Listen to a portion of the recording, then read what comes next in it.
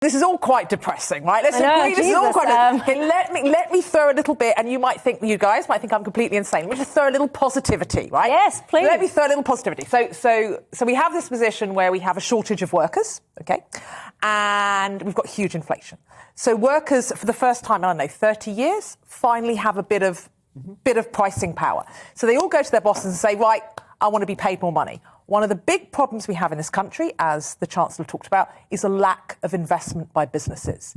If workers suddenly if labour becomes more expensive, businesses have to invest in capital goods, machinery, IT, whatever, to improve the productivity in those workers because they have to pay them more.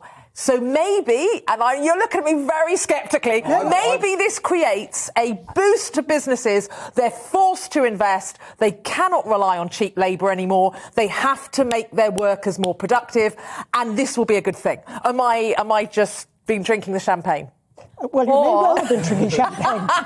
Or Prosecco, given we've got inflation. I think that is a serious point, because I always used to argue that, people talk about productivity, which is a very bizarre statistic.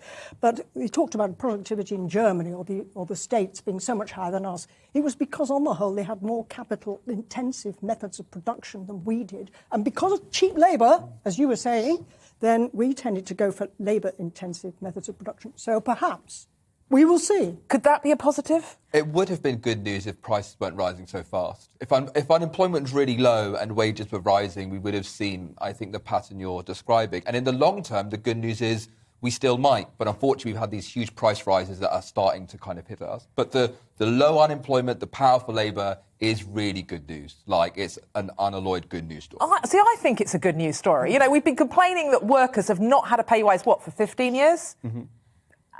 Finally, this is the chance, unless you work in the public sector, to go and say, come on, pay me more.